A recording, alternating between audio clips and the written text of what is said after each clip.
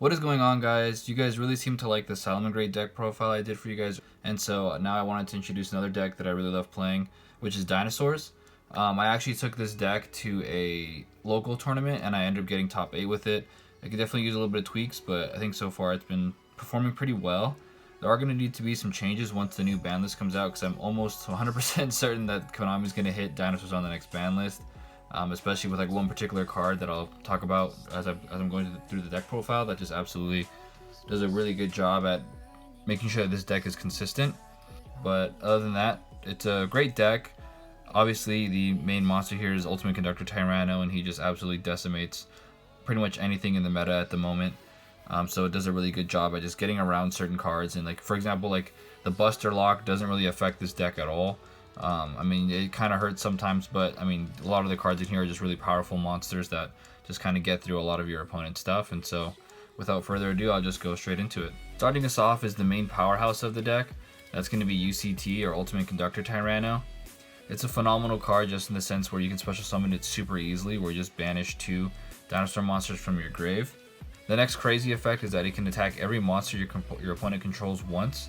And with an attack of 3500, I mean, it's pretty hard to find something that you can't run over super easily with this card. Also, it has 3200 defense, so if it's ever in defense, it's a great wall as well. Like, not too many cards can really get over that. Even Appaloosa with using 4 monsters can't really even get over that. Its next effect is that it can destroy a card or a monster either on the field or in your hand, and it can basically Book of Moon your entire opponent's field, so it just puts them all in face down defense position, which lines up really well with its next effect, which is when it attacks, it can send that monster to the graveyard if it's in defense position, and then your opponent takes 1000 damage as well. So it's really good for getting rid of really big threats. I mean, if your opponent has like some crazy Xyz monster, any kind of like crazy synchro monster, even if it can't be destroyed, or even if for some reason it can't attack over it, you could still book it and then send it to the grave, which makes it really powerful. So just overall a huge powerhouse of the deck, and basically your main win con. Next up is the one Pankratops. Pankratops is just an amazing card in general. I mean, it's such a great card. A lot of decks just splash it in, or like even like in their side deck just in general. Works really well with this deck. You can actually bring it out using double evolution pill as well, which I think a lot of people forget about. But basically, its main effect is that you contribute it to destroy a card your opponent controls, and that's a quick effect, so you can use it on their turn. Also, if your opponent controls more monsters than you do, you can just special summon it, so it's just really easy, especially since this is more of a going second deck. I actually pretty much blind second the whole deck, so the whole time at the tournament, so it's really easy to just bring out whenever you have it in hand. Next up is basically the heart and soul of the deck, and that's going to be 3 Miscellaneousaurus.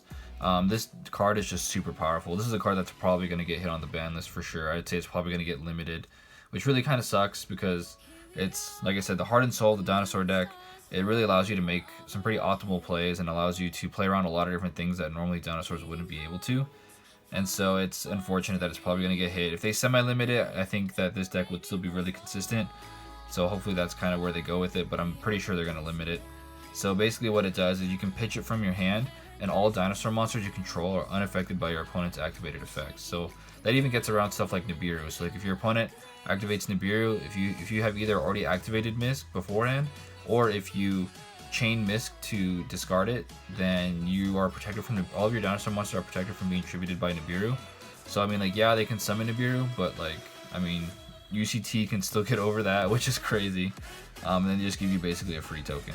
So really crazy card. It basically makes all the rest of your dinosaurs like unashable, stuff like that. If you're ever playing against dinosaurs, you want to ash the second effect of this card. So what the second effect is you can banish it as well as any number of dinosaurs from your grave. Special summon from your deck a dinosaur with the same level as the amount of monsters that you banished. So a lot of the time what you're going to end up doing, you're going to end up pitching Misk, then you're going to banish it for either something like Animador and Archosaur or like one of the baby monsters that I'll go over in a sec, and it just makes it really easy to make the deck really consistent. So really great card. Really happy it finally got a non-common printing, but unfortunately it's probably going to get limited. Next up is Soul Eating Oviraptor. This is probably the card you're going to be normal summoning the most out of the deck. Either this or Animador and Archosaur. These are both phenomenal cards. So Soul Eating Oviraptor allows you to basically search a dinosaur monster and either add it to your hand or send it to the grave. And then once per turn you can pop a dinosaur monster on the field. That can also be your opponent's side of the field. To special summon a dinosaur from your graveyard in defense position. Animador and Archosaur allows you to pop a dinosaur monster, except for Animador and Archosaur, to basically search for a double evolution pill, which allows you to bring out your ultimate conductor type right now. So both of these are really good cards. Typically, you want to use them when you have the baby monsters, so either the baby Ceratosaurus or Petite Pteranodon. If you open with Animador and Archosaur, you can summon Animador and pop one of the babies, and that way it gives you a free summon as well. Oviraptor is just good for searching basically anything, whether it be Misk or one of the babies or even the Animadorn if you need it, but usually you're not searching the Animadorn, you're usually searching like a UCT or a Misk or one of the babies. Just kind of whatever your hand doesn't have is basically what you're searching for with Oviraptor, which makes it really good. So if you do have a Misk and Oviraptor in hand, I mean, it's pretty hard for you to lose. You basically just win the game just by being able to pitch the Misk. So like you summon Oviraptor, even if they ash that, you just pitch the Misk, it protects it, and then basically the rest of your plays are pretty much free from there. So just overall really good. These are what makes the deck really consistent. Last up for the like main monsters is going to be Giant Rex. This is just a fun card because it allows you to regain a lot of resources. So when it's banished, once per turn, you can special summon it from the banish zone. So a lot of time you end up banishing it to summon UCT, or even you can even banish it for a Misk effect. And then you can special summon itself and then overlay into like a rank 4, which is super helpful. You could also side this out if you feel like you need more power against something. So this is just a really easy card to side out as well. A lot of the other cards in this deck are not super easy to side out because they're kind of an engine that works all together, but you can always side out the Giant Rex if anything. Next up for the hand traps, we run 3 Ash. That's pretty standard. And then the 3 Gamma, and we run the Gamma package basically, the 3 Gamma and the Driver. This is really good because this deck, like I said, is a going second deck, so you really need a little bit of support when you're after your opponent's kind of popping off. The Ashes are pretty self-explanatory. The Gamma is really good because a lot of time you're not going to have cards on the field, and so at least not until you really start going into like some of your further plays. So you can use Gamma to kind of stop different things that might disrupt you. For example, you could even use it like if you try to use, like let's say you have Misk in hand and you have like one of the baby monsters, you could actually pitch Misk and then use the effect to special summon Animador and Archosaur from your deck. If they try to ash it, if they try to ash the Misk, you can Gamma it and just allow it to continue to go through. So overall, really powerful package, and just kind of helpful for going second. Next up for the field spells, we play triple Lost World and then 1 Mystic Mine. The Mystic Mine is there more so just because it's a going second deck, pretty much like blind second like I mentioned. So if you run into anything that's like really kind of hard to overcome, you could use Mystic Mine to try to set up your own plays, or even like just like force a negate, because they have like a field full of like negates and stuff. They're gonna have to negate the Mystic Mine, especially because like you could just easily summon UCT and just basically run over all their monsters with like 1 monster. Lost World is super useful. It decreases the attack of all non-dinosaur monsters on the field by 500, which helps out a little bit. Not that crazy of an effect, but overall decent. And then also the main part of this effect is that when you summon a dinosaur monster, you can give your opponent a token. And when they have that token, they can't target monsters aside from the token, which makes it really useful for protecting your own monsters. Also really useful for Soul Eating Oviraptor, because actually with Soul Eating Oviraptor, you could actually pop the token on their side of the field to use the effect, because it is a dinosaur monster. Or what you could do also to further extend is Lost World allows you to protect a dinosaur monster that's going to be destroyed by destroying a card from your deck instead, or a monster from your deck instead. So you could use the Oviraptor effect, try to attempt to pop the token, save it with Lost World, and then what you do is you pop a baby dinosaur inside of your deck, so it allows you to special summon like something else, and you can go into like a rank 4 or whatever. You could even just make some other crazy plays. Overall pretty good with kind of helping maintaining game state and kind of advancing your own while disrupting your opponent a little bit. Then we have Dark Ruler No More for just problematic boards in general. Most of the time, the most problematic thing is going to be just a huge floodgate of like monster effects that negate, or you might run into some issues with like back row heavy decks, but that's what the side deck is for, which I'll go over as well. But Dark Ruler No More just makes it really easy for you to get around a lot of common threats, a lot of issues that you might run into, especially like if you do. I run into like a lot of like invoked Dogmatica setups, and like window was a kind of a big problem for the deck, so Dark Ruler No More kind of helps with getting rid of that. A lot of like stun decks, I ran into like one like Inspector Border deck. This helped me get around that as well. And then triple Fossil Dig, I mean, self-explanatory, allows you to grab a dinosaur for free, not even a once per turn. Pretty busted. Triple Extravagance. You don't really need that much of your extra deck. The only thing you need are a couple of key cards, which you run 2 of, so that way you have less chance of banishing both of them with Extravagance. Plus those extra 2 cards could easily be just pretty much what you need to just start off a combo with the Dinosaur deck. I mean, if you have like absolute garbage in your hand, like you just have, I don't know, like the 3 Gammas and Driver and like an Ash or something in hand, and then you draw into like Extravagance, I mean, you could draw into like a baby Ceratosaurus and Misk, and that's like full combo. So the 2 cards you get from Pot of Extravagance are super worth it in this deck. Lastly, for the spells, we have Double Evolution Pill. This is pretty simple. I mean, this allows you to bring out UCT from the deck, and also Pankratops if you need it, but just really easy to just basically cheat out UCT. And it's also good for like even if your opponent forces you to go first, because just by grabbing this off of like Animador and Archosaur, you could basically set up a board of like UCT and like Dolka or something, which gives you a pretty good control of the board. And then last but not least, Triple Imperm. Just a phenomenal card to have, especially because you can use it on your turn, on your opponent's turn. Another way to get around Winda as well if that's an issue. So just really good ways to deal with a lot of your opponent's threats. And then now for the extra deck, we run 2 Linkuriboh and 2 Secure Gardena. These are basically how you get the monsters to use for Double Evolution Pill, because Double Evolution Pill requires 1 Dinosaur and 1 non-Dinosaur monster. So usually you use Archosaur to basically grab the Double Evolution Pill. You go into Linkuriboh off the Archosaur, then off of the Linkuriboh you go into Secure Gardena, which puts the Linkuriboh in grave, which sets you up for having both a Dinosaur and non-Dinosaur for the Double Evolution Pill. And the last 2 Link monsters are just Borosword and Nightmare Phoenix. Nightmare Phoenix just good for generic spell and trap removal. Borosword can honestly probably be anything, any kind of like Link form monster. It's probably better for Access Code Talker or something, but Borosword's just good in general, just to really get OTK in case you need that extra push. I have 1 Synchro monster, which is this Draco Berserker of the Tenyi. Never really went into this. This is just basically if you can use Gamma on your own turn and you just basically want something to synchro into. This is probably better if it's like the other Psyframe Lord Omega card, or I forget what it's called, but it's the synchro version of the Psyframes that allows you like banish card, like 1 card from your opponent's hand. You can either use that. I tried playing around with like Borreload Savage Dragon, but it doesn't really work because a lot of the times you're really only gonna have like Linkuriboh in grave or something, or maybe like even like Secure Gardena, which is just like a Link 1, which is cool I guess, but it just seems like kind of a waste of an investment.